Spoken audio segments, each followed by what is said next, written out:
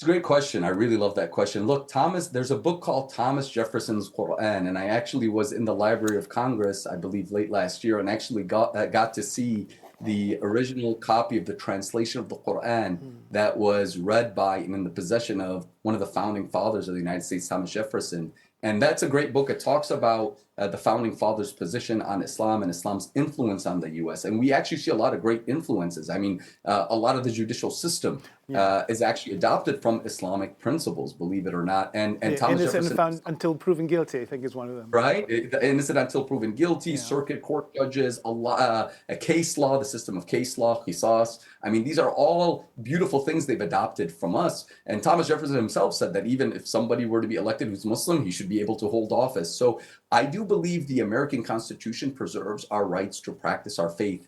And the contract law also allows us to enter into business agreements, masjid charter agreements, marriages even, that in a way that preserves Islamic principles. What it comes down to is, do we ourselves want to do that? And do we avail ourselves of it? And what I've seen sometimes is parties try to see, okay, what rights does the state law give them? They want that. And what rights does Islam give them? They want that. But they don't want the responsibility from either. They pick and choose, and that's very destructive. I'll finish with this point. I once went in a court here in Florida, and there was a judge who's actually a Jewish judge, somebody we respect, and he's a very honorable person. And he told us, you know, why are you Muslims coming to this secular court in Florida for a Jewish judge to decide your masjid conflict?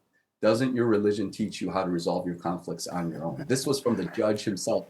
And then he stepped out of the room and was like, Hassan, you help these people figure it out. And we tried to mediate a resolution. So listen, I think the American legal system, it definitely has a lot of flaws. It definitely has a lot of challenges. But for those who wish to live in a manner consistent with our faith principles, I do believe the legal system provides us enough room to do so, but we have to choose to do so.